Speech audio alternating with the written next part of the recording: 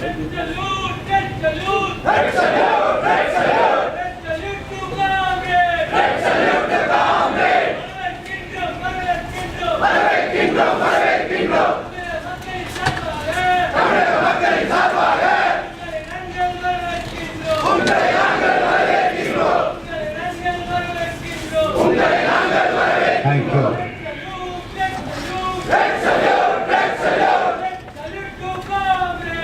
you very much.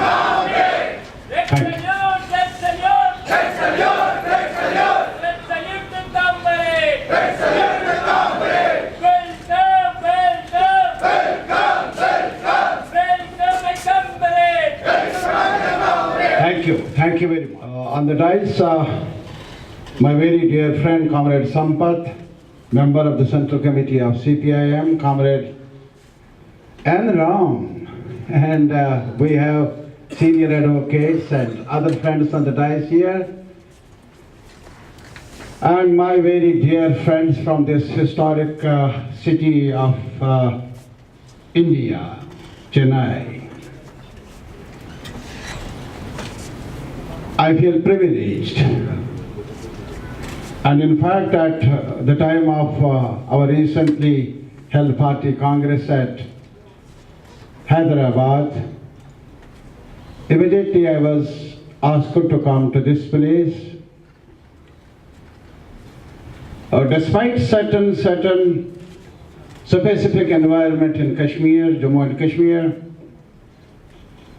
it was a little difficult to spare some time at this juncture, but nevertheless, it was my inner feeling to come here to share my grief and sorrow and whatever with my friends here in Chennai, the city of democratic traditions, the city of tolerant culture, the city of proud history of struggles as well.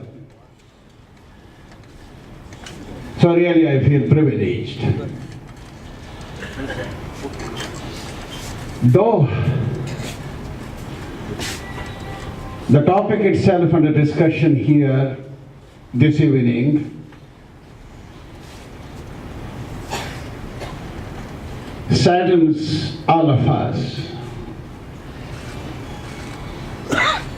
It's not just a story of the past.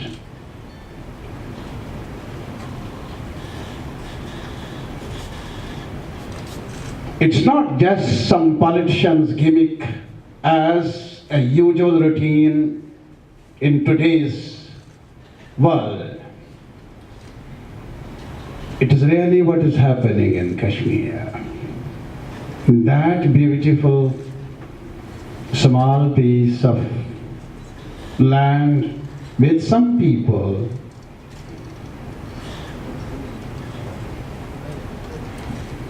they were born with some hopes, with some aspirations, with some demands.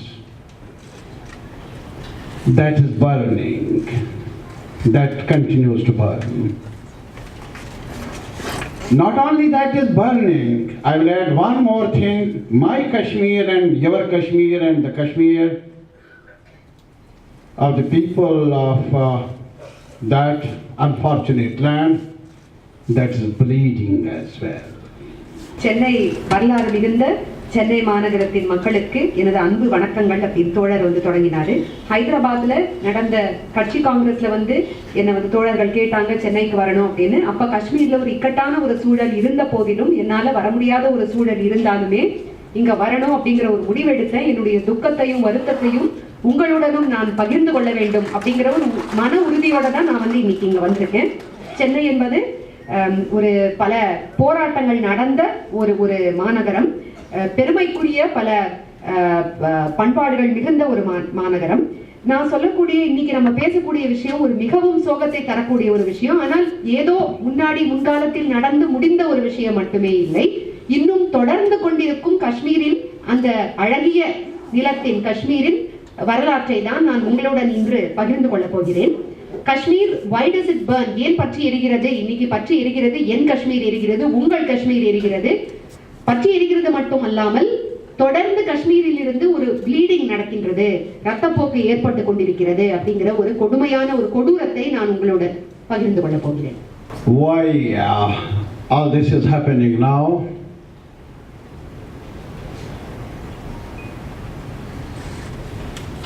Is it inevitable to happen? Could it have been avoided? Who is responsible for this unfortunate situation?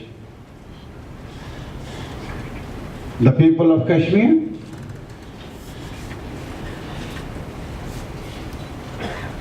Pakistan's bad intentions? Or somewhere else? Some people who refuse to learn from the experiences of history. Those at the helm of affairs who refuse to recognize the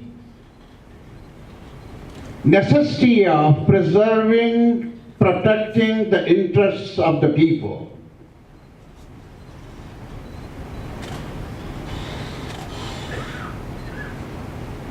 If we go to the history, it will take much longer time to explain the causes behind the present turmoil, the present unrest. But one thing I must tell you, and through you the people of Tamil Nadu, that is the people of Kashmir, at the other end of the country, when partition took place, when Pakistan emerged as an independent country, when the country got divided into two countries, when Punjab was bleeding, thousands got massacred. Muslims, Hindus, Sikhs were butchered. When the rest of the subcontinent got hugely disturbed, and even part of Jammu and Kashmir called Jammu, there were communal clashes, there was lot of bloodshed. It was that valley of Kashmir,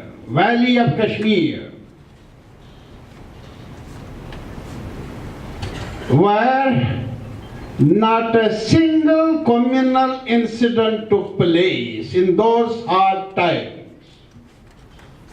Not a single incident. I just want to remind those who are trying to deface Kashmir,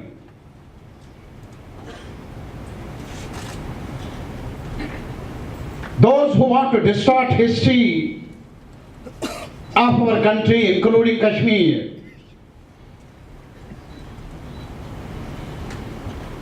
Just look what Gandhi said at the time of those hard days, that it is Kashmir where from there is some ray of hope emerging for the rest of the country.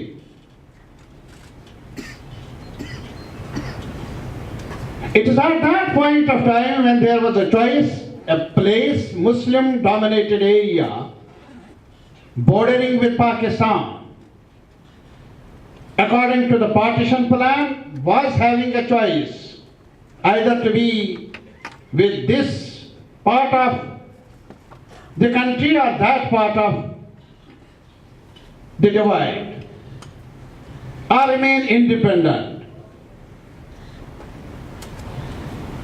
Rejecting two-nation theory, rejecting the pleas, rejecting appeals on the name of religion, telling the world, telling their brethren elsewhere that we the Muslims of Kashmir don't want to see the world divided on the basis of religion.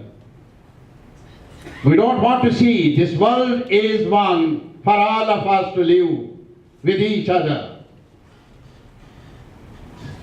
Send a strong message by rejecting two-nation theory and opting for some sort of a relationship with secular India. This is Kashmir, and this is the Kashmir's journey for the relationship with this country. Kashmir ஏன் பற்றி இருக்கிறது? இதை தவிர்த்திருக்க முடியுமா? இதற்கான பொறுப்பாளி யார்? மக்களா அல்லது பாகிஸ்தானி மக்களா அல்லது இன்னைக்கு ஆட்சியில் இருந்து வரலாற்றில் இருந்து எந்த பாடங்களையும் கற்க விரும்பாத இருக்கக்கூடிய ஆட்சியாளர்களா அப்படிங்கிற கேள்வியை நம்ம முன்னாடி வச்சாரு. காஷ்மீருடைய வரலாற்றை நான் ரொம்ப நீளமாக சொல்ல முடியாது, இங்க நேரம் இல்லை. ஆனால் ஒரு விஷயத்தை உங்கள் முன்னால் நான் வைக்க விரும்புகிறேன். இந்தியா பாகிஸ்தான் என்னும் பிரிவினை 2 நாடுகளாக பிறந்த நேரம், அந்த பிரிவினை ஏற்பட்ட நேரத்தில் இந்தியாவே பற்றி எரிந்தது. இஸ்லாமிய மக்கள், சீக்கிய மக்கள், இந்து மக்கள் என்று பல இடங்களில் பல மக்கள் மீது வன்முறைகள் ஏவப்பட்டன. அந்த சூழலில் காஷ்மீர் வாலியில் மட்டுமே மதவாத அடிப்படையில் எந்த ஒரு சிறிய வன்முறை கூட நடக்காத ஒரு சூழல் நிலவியது என்பது வரலாற்றில் இருந்து நாம் புரிந்து கொள்ள முடியும். இதை சொல்லும் போது காஷ்மீர் என்பது இந்தியாவிற்கே அந்த காலகட்டத்தில் நம்பிக்கை தரக்கூடிய ஒரு சூரியனாக, ஒரு சூரிய ஒளியாக திகழ்ந்தது அப்படிங்கிற விஷயத்தையும் சொன்னாரு.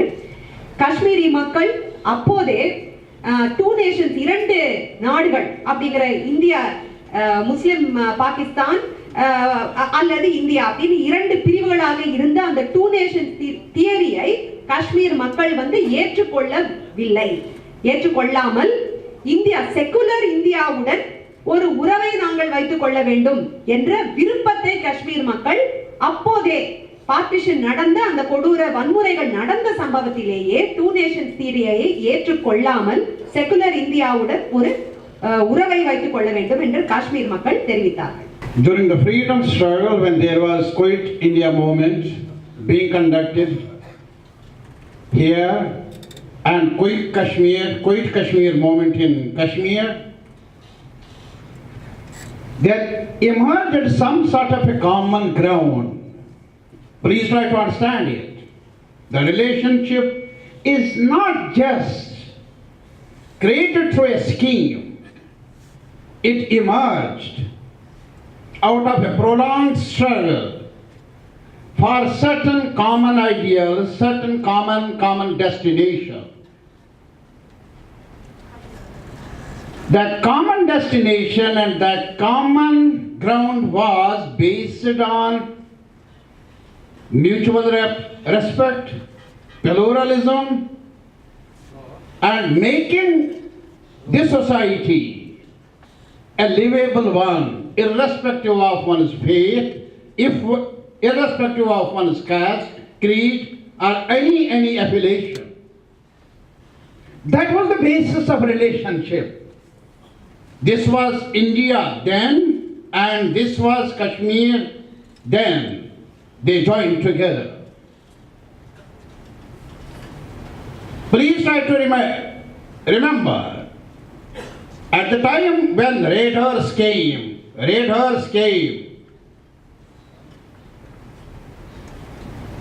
Maharaja asked for armed intervention from Delhi. It came a little later. It was a Kashmiri Muslim, the people of Kashmir, who resisted the raiders, not out of certain compulsions, not at all. It was out of conviction that religion cannot be the basis of discord. Religion cannot be a tool to divide the people. Please try to understand the message of the people of Kashmir then. And I settle hold that message is not only relevant for Kashmir in today's charged circumstances, but that message is equally important for the rest of both India and Pakistan as well. That's how Bapu said that I wish to envision the future of India through the prism of Kashmir. சுதந்திர போராட்டத்தின் காலத்திலேயே இந்தியாவுடன் ஒரு உறவை வைத்துக் கொள்ள வேண்டும் அப்படிங்கிற ஒரு உறுதி என்பது காஷ்மீர் மக்களுக்கு பிறந்தது. எந்த அடிப்படையில் இந்த உறுதி பிறந்தது என்றால், சில காமன் கிரவுண்ட், பொதுவாக சில பண்புகளை, அதாவது ஒருவரை ஒருவர் மதிக்கும் ஒரு மனித பண்பு, அதன் அடிப்படையிலும் பன்முகத்தன்மையை வளர்த்தெடுக்க வேண்டும் என்ற ஒரு அடிப்படையிலும், சமூகம் என்பது சாதி மதம் அடிப்படையில் பிளவுபடக்கூடாது என்ற நம்பிக்கையின் அடிப்படையிலும் காஷ்மீர் மக்கள் செயல்பட்டார்கள். இந்தியாவுடன் இணைந்து வாழ வேண்டும் என்ற ஒரு தீர்மானத்தை எடுத்தார்கள். ரெய்டர்ஸ், வெளி சமூகங்களில் இருந்து மக்கள் வரும்போது, காஷ்மீர் நாட்டை பிடிக்க வரும்போது அவர்களை விரட்டி அடித்தவர்களும் காஷ்மீரில் உள்ள இஸ்லாமிய மக்கள் தான். காஷ்மீரில் உள்ள மக்களின் நம்பிக்கை எப்போதுமே என்னவாக இருந்திருக்கிறது என்றால், மதம் என்பது மக்களை பிளவுபடுத்தும் ஒரு ஆயுதமாக என்றுமே பயன்படுத்தக்கூடாது என்ற ஒரு குரலை காஷ்மீர் மக்கள் வரலாற்றில் எப்போதுமே எழுப்பி இருக்கிறார்கள். அப்போது மட்டும் இல்லாமல் இன்றுமே இருக்கக்கூடிய இந்தியாவிற்கும் பாகிஸ்தானிற்கும் காஷ்மீர் மக்களின் குரல் இதுவாக தான் இருக்கிறது. இந்த குரலை நாம் எப்போதுமே கேட்க வேண்டும். Another event of the history that the then Maharaja of Jammu and Kashmir, Shri Hari Singh, he was reluctant to accede to India for quite some time. It's not me. These are the hard facts of history.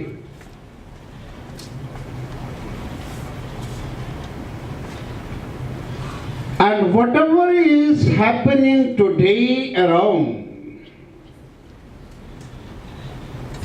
it's not only today. If there was some divisive tendency emerging from the Muslim community, there was more ferociously emerging another variety of this communal brand of politics,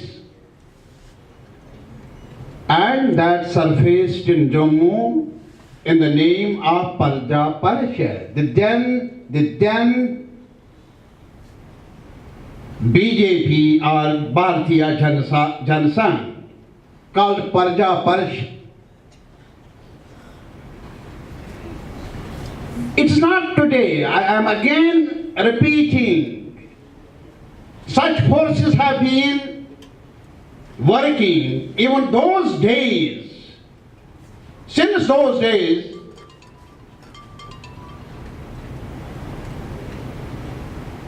to disrupt this emerging relationship with the Union under one plea or the other. And it was in those circumstances that the Constituent Assembly, after a thorough debate,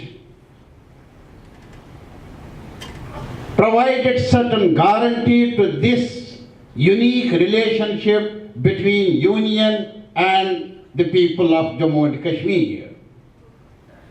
It was under those special circumstances, unique circumstances, and that's why the facts of history confirm that when the rest of the country, rest of the people merged with the Indian Union, it was Jammu and Kashmir which acceded to the Union of India. We have to differentiate between the two. That's why separate constitution, apart from the Constitution of India, a separate constitution for Jammu and Kashmir, a separate Constituent Assembly for Jammu and Kashmir emerged. Article 370, much noise has been created throughout the length and breadth of the country for the last so many decades.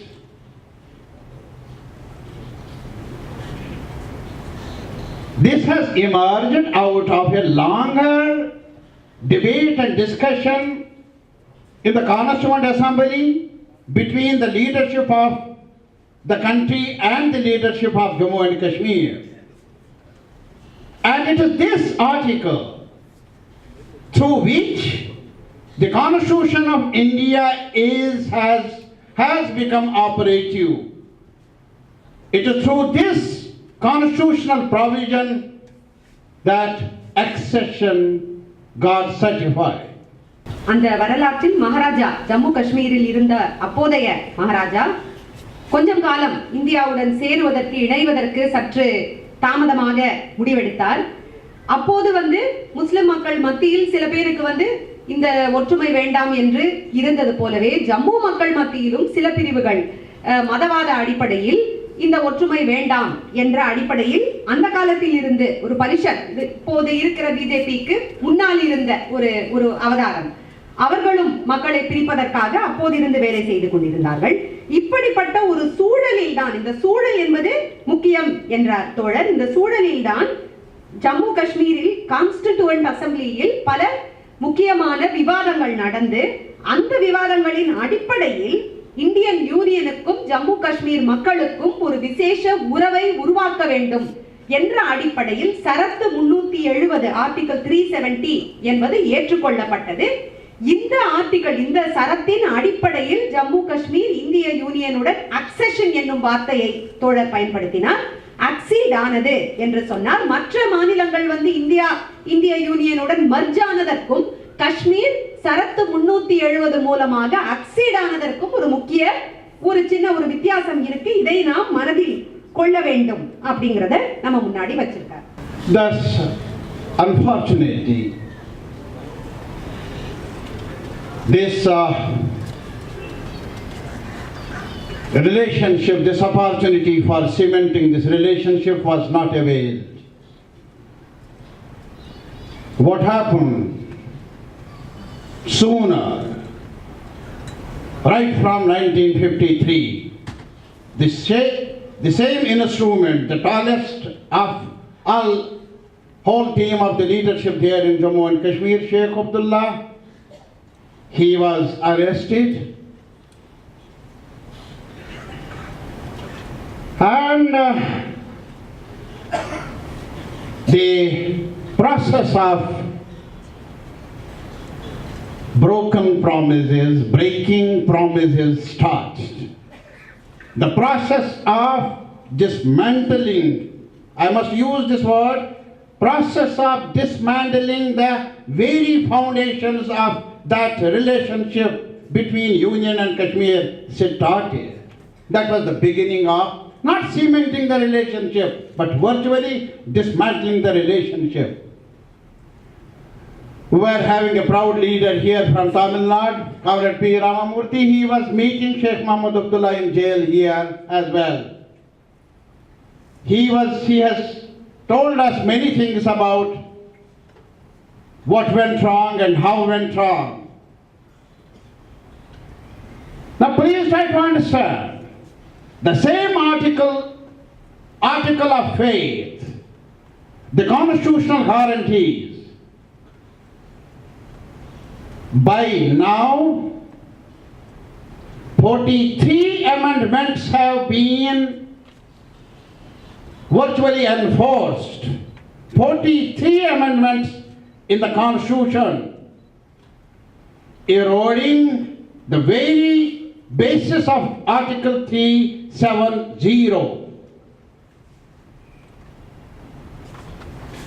Who did it? And the simple question from us is, the simple question should be, with what aim?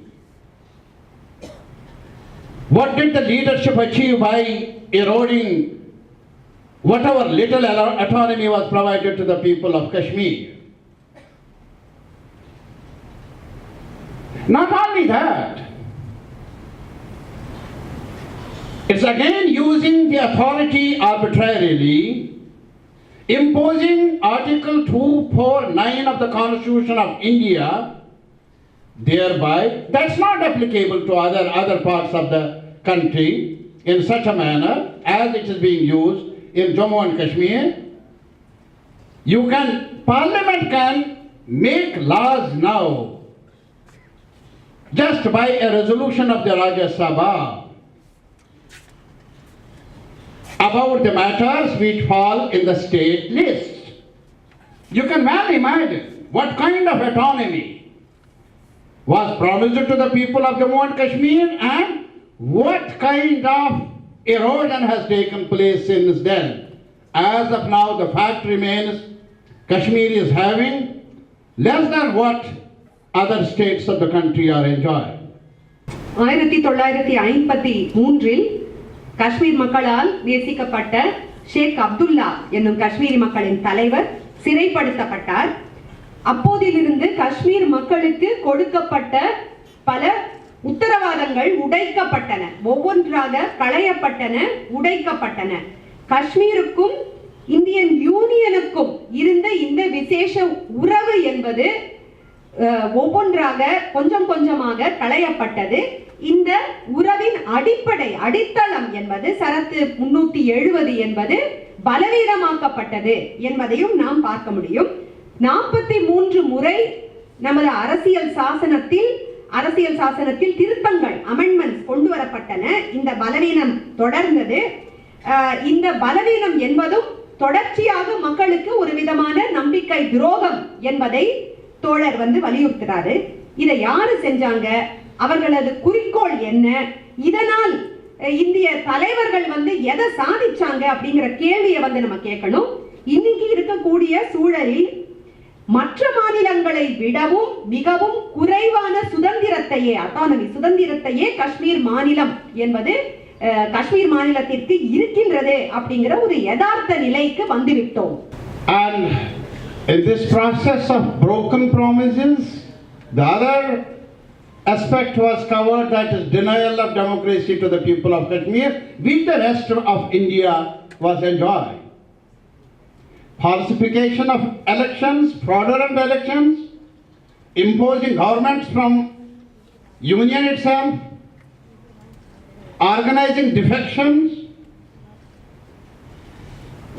virtually imposing puppet regimes in the state. That has been a long history in Jammu and Kashmir. I must pose a question to the people, great people of Tamil Nadu. If such a treatment is, God save you, God save us all. I don't know whether he has some sort of a capacity to save us or not, but certainly that will be horrible. Because of all these processes, what happened in Kashmir, now all of us have to witness and all of us have to bear the brunt of whatever has been done by the regimes, particularly the regime now in authority. Now today is something more than whatever was happening since long. Under the garb of Hindu building up Hindu Rashtra. Now tell me, very frankly, I must put it before you, we have joined secular India in aspiration for the people of Kashmir was to join the brethren of the rest of the subcontinent here in India, to enjoy the fruits of democracy, to enjoy the fruits of modern life, development. And that can be possible under a system where there are genuine, strong foundations for living together, secular foundations. Now when strong tendencies like demolition of mosques, when the question of imposing restrictions on your behavior, your day-to-day life, what to eat, what not to eat, how to live, how not to live. When such a conduct is being, it's not by some rowdies, some gunda elements, some groups. But when the state is under the shadow of such forces encouraging such tendencies, and minorities, Dalits are being hunted, weaker sections are being ill-treated, religion as a political tool for polarization is being encouraged. Please tell me how it will impact the minds of the democratic sections of our society, the minorities, the weaker sections, and particularly that area of Kashmir, which has stood like a rock against that appeal on the basis of religion, two-nation theory, and opted for relationship with secular India. How it will impact the minds and hearts of those people here? Just for a while, please consider.